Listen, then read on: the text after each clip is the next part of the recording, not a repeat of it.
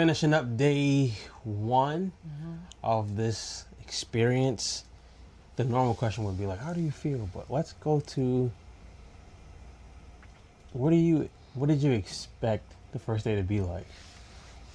Coming on to our cruise, I expected the first day to be, actually I didn't know what to expect. So I just had a real anticipation of like something new. And yeah, I was just open. My mind was just open. I've learned to stop like anticipating what I think gonna happen or whatever, because it never happens that way. So I think my expectation kind of was that it wasn't going to be possible because we have a little one. Was to almost sleep the majority of the day. really, I don't know why I expected I knew that. that wasn't happening. Well, I think just because of the amount of stuff that happened throughout the weeks. I was like sleep and wake up until like 11 Yeah. or 12. But like I was saying, my body was like up at its regular time, and I was like, you don't have to get up, go back to sleep. And I couldn't like get into a deep sleep. But first day's been cool so far. Seeing some different people. I told Jamaica I've loved seeing some of the older people like out and being stress free and things like that. Okay. Shout out to Norwegian Cruise Lines. I mean, they're not sponsoring this video They should. currently, They could. but they could in the future, right? But shout out to them because I've been on other cruise lines, but this is more like I feel like our pace in regards to like, it's very calm and very like family oriented in a sense. Ain't no rump shaking and none of that Ain't stuff. all I want to do is none of that. It's they got like old school kind of like jazz flair. I mean, they had a couple little, upbeat songs, but it's bringing us to where we're going. Cause like where we're going is known for that real calm, kind of keep it collect. We ain't in a rush or hurry type of place in the Caribbean. What was it like running to the dock? Oh, first of all, you gotta explain what was going on. So we left. We traveled from our home in Georgia to Miami. We were doing good on the road, like for timing and stuff like that. Like we stayed within the time. Yeah. And the last maybe hour, we hit some of that Miami traffic, which we didn't stay in traffic for a while, but 7 minutes here, 7 minutes there. Yeah. It was adding up. It added up to like a good 45 extra minutes, which we couldn't afford. So we decided, because like when we got our tickets, we could have took planes, but we didn't know what was going on with the shutdown and stuff like that. So we decided, well, we're close enough to drive, but it was still like a 9 to 10 hour drive. And it wasn't that bad. I'm a driver, so I'm like, it wasn't that bad. And we had a lot of space. Everybody was cool. But Jamaica braved it. Let me give shout outs to Jamaica. Jamaica started the leg off, which was 3:15 3 in the morning. And I don't do morning driving. I could drive straight through some stuff, but mornings be rough, or like at night. But here's where I wish I would have known, and I wish hopefully they could do a little better, or I could have missed it. But specifying that when they say that they leave the port at 4, that gate closes at 3. Okay? Because I definitely read that you got to be on just before 4. I read that they suggest that you get there 2 hours early, 2 hours prior, or 1 hour before. It says suggest. Okay. Versus you better. When we pulled up. Wait, go back to give them a little more of the drive here, so they can see how it happened. So we left. Jamaica started off at the leg, and we were in good time. We caught a little traffic when we got around Florida, and then you had made a suggestion, which was good. We had booked the lift. So we had booked because we drove a one-way rental car, And so we booked a Lyft, but for some reason the Lyft was saying it would take them like 35 minutes to get us from when they picked us up to the dock. And the dock is 3 miles away. So I'm like, why would that take 35 minutes, right? Probably the Lyft driver drives normal speed and normal. Probably. But I was like, that's getting us there. It said it was going to get us there at 3:25. And we were supposed, like, the boat leaves at 4, right? So I was like, nah, we got to scratch that. I was like, yo, find Uber instead, right? You were gonna drive straight to the dock. I was gonna drive to the dock and park the car and pay for those 10 days, which would have not been good. And then I was like, nah, that's not it. Try Uber. So when we did the Uber was like, yeah, I'll get y'all there at 3.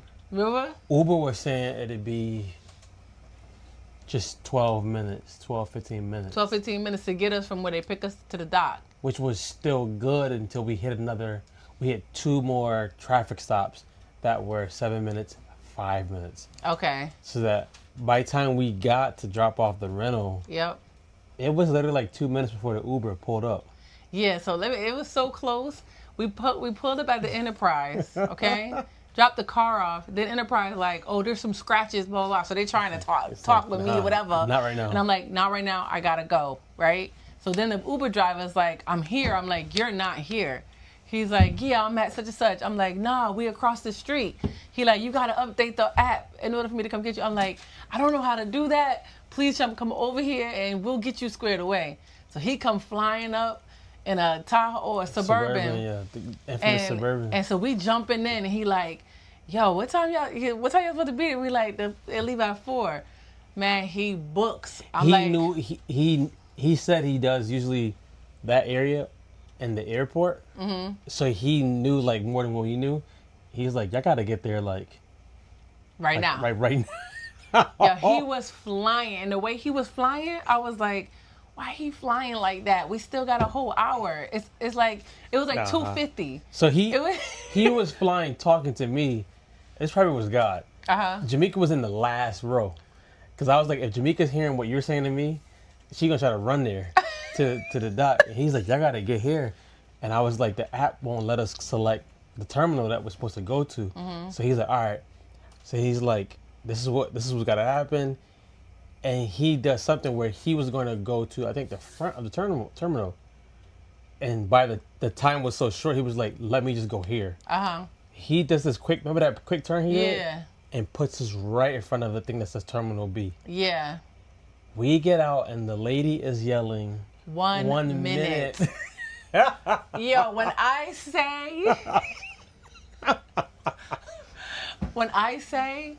heard her say 1 minute, and she was walking toward that door, like I felt like if she put her hand on the door, she was going to lock it and let us stand right there. I was going to lift her off that door. I took off running. Rightfully so. So Jamaica takes off running, and the guy's yelling. I'm like, just go. I'll get the stuff out the car. Mm-hmm. Just get us somehow. If one of us can get on the boat, they ain't going to deny the rest of us. Mm-hmm. Jamaica's running to the dock, and the guy's getting the bags out. So the guy's yelling, room number. And I'm yelling, Jamaica, the room number. And Jamaica's running so she can't hear. So I start running to Jamaica. And the guy's yelling, wait, we need a room number. I'm like, wait, I'm coming. Just hold the bag, bruh. We get the room number. One lady's yelling 1 minute. One lady's yelling, you're all right. We all running towards the thing. We get the room number.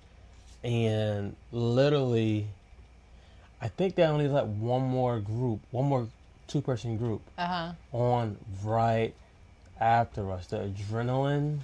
Yeah, when we all got inside the terminal, my body just went like up until that point, I was like, don't say nothing to me. I need to get on this boat. And our guests were trying to talk to Jamaica about normal we're stuff. We're still in it, and they're still trying to talk to me. So I'm like, hey, y'all all go over there. And there's one thing we've learned in this marriage. Is how do you deal with chaos in public? Or somebody got to be calm, somebody can handle the business, everybody else stay aside. So we we're calming them down. They get our stuff, and this guy says, the guy that's at the who's ringing us out, he's like, I've seen people be at that door, and they shut it, and they start crying because they can't get it. That would have been a lot of money lost. When I tell you, it would have been a get back home. When I tell you crying would have been an understatement, but I was like, oh, but I learned from that also that, first of all, thank you, God, for favor, because 1 minute, okay? And there's so much stuff that happened within that time. What happened when we dropped the car off, the young dude was trying to be all, he was being with his job. Tells him to be like nice, suave, and talking. Yeah. I'm like, brother, not right now. We got to get out of here. You, how was the ride? I'm like, I don't care. Just take this car. We got to get out of here. And he's like, oh yeah, I got some scratches in the car. I was like, brother, we just listen. You do what you know how that point? Because usually I'll sit there. I'm like, what is going on? Let me get you some proof. Brother. Do what you got to do. That's what I said. Do what you got to do. I will deal with it when I get back home. we want to be no internet for 10 days. Listen. So whatever happens in those 10 days. We going to 5 countries. We'll deal with it when we get back. Okay? We have plans. But that took up an extra 4 minutes. Yeah. Because we're trying to get the suitcases in the car. Mm-hmm. He's trying to tell Jamaica we got scratches on the car. So we're trying to get everybody. It was legit. Home Alone. When they were going to the airport.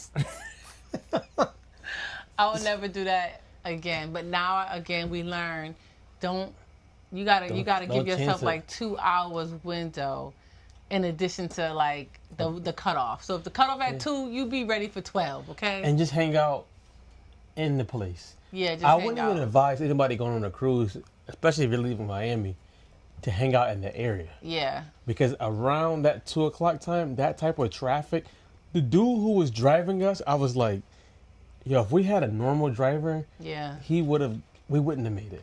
Yo, we gave him a $25 tip. He was legit. And I was like, yo, I know he see the cop. A cop right there, and he was yipping. Turned us there, pulled us, had to do his jump stuff out. But you live and you learn. Mm-hmm. The lesson that a couple lessons that we learned so far, but one of them is get extra prepared, leave extra time for traffic, casualties, all that stuff. Mm-hmm. But I think the bigger lesson from day one is,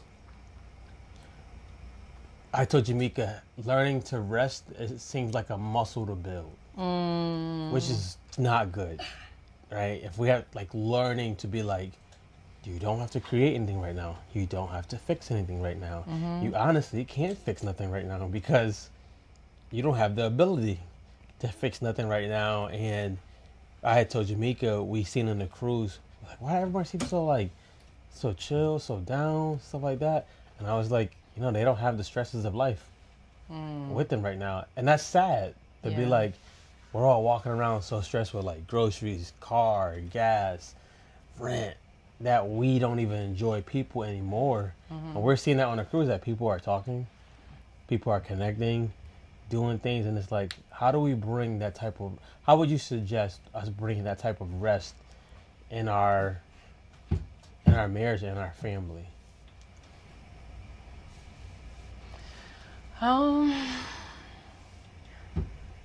I think you just have to practice it. You just literally have to stop making excuses as to why, you can't, or not making like intentional practical steps to do it. Like turning off the lights and literally laying down. You know what I'm saying? Like just do it. Like don't be waiting for the opportune moment or somebody to make space for you. It's not coming. I think you just have to personally take accountability for yourself and learning these habits and behaviors. Or even not having Wi-Fi and the internet has pushed us and the people that we're on the cruise with to just stop. Mm-hmm. Maybe I don't need my phone in my hand to get by. Yeah. Like maybe I need to just relax or something like that. While these guys came upstairs real quick, I was just watching the dude playing the piano, and there was just pure old people around. No one had a phone. Mm-hmm. Everyone's just watching him sing. Yeah. And I'm like, that's what we gotta get back to, like times of rest. Yeah. Versus, because you're still not getting everything done. Yeah. When you're doing that. But it's day one. We'll share some more days. The goal is to try to get at least 4 of these. I want to shout out my man D Green. Right, this is his hoodie. D Green has a group for people who are entrepreneurs. He has it on school. It's a free group. I've known D since D was doing. He was doing video editing, but it's a free group where if you're in a group, you can just talk about. Literally, the group is you can talk about whatever, like some life stuff, business stuff, and people just chime on and give ideas and stuff like that. So, D, right now we're heading out of the country. This is one that's for you. This hoodie is actually an amazing quality. Jamaica knows me. I love quality. It's really good. All that stuff. Hopefully soon we'll have our own hoodies. Make sure you guys go subscribe, like, and comment, and we'll see you when we see you. Peace.